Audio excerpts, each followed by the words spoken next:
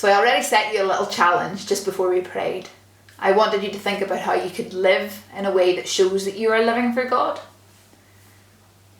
What I'd like you to do with that is to write them down. You don't have to show them to anybody else if you don't want to, but if you write them down, then you think seriously about them, and you can come back to them and think about whether you have actually done that.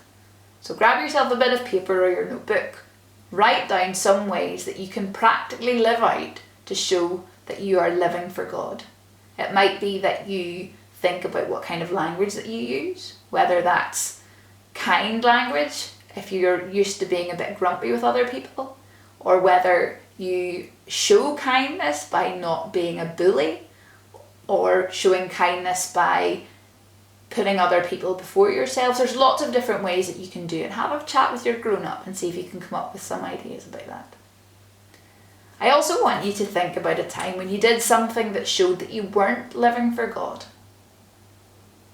Tell God that you're sorry for it and ask Him to forgive you. And the best thing about God's forgiveness is that when He forgives you, it's totally gone. We don't have to ask for forgiveness for that one thing over and over and over again. When He forgives us for that, it's forgiven with, because Jesus has dealt with that for us. So think about a time that you did something that showed that you weren't living for God. Tell God about it, ask for His forgiveness, and trust that He forgives you for that thing. I also want you to get your bit of paper that you had at the start. Remember this one where you wrote I am and then your name? Don't write I am Rosie unless you're called Rosie. So get that bit of paper, set it down. You're going to need a pencil as well. What I want you to do now is to go and find a mirror and have a good look at yourself in the mirror. Have a look to see what your hair looks like, what your eyebrows look like, what shape your face is, what your eyes look like, what your nose is like, your ears, your mouth, everything. Take in all the bits of the details that make you you, even the bits that you don't like.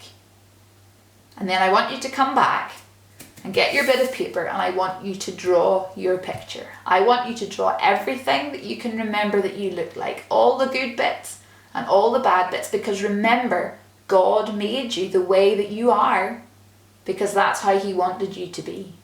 God doesn't make mistakes. Draw yourself the way that you were made, whether you like it or not. Here's what I did. You don't have to be very good at drawing. I'm not very good at drawing, but I want you to have a try. I did that. I looked in the mirror and I saw what I looked like and I drew it on the page. Okay, so I wrote I am Rosie. I've got my hair here and my glasses. I think I've got quite a big nose, so I've got quite a big nose here. I've got quite big lips, so I've got lips here. And I don't like my eyebrows because I've got really big bushy eyebrows, so I've got really big bushy eyebrows on here. But these are my eyebrows. These were the ones I was created with, so these are the ones that I've got because God made them, so I've drawn them on the page. So you draw your picture, and underneath it I want you to write today's memory verse. Today's memory verse is, I will praise you because I am fearfully and wonderfully made. And that's from Psalm 139 verse 14.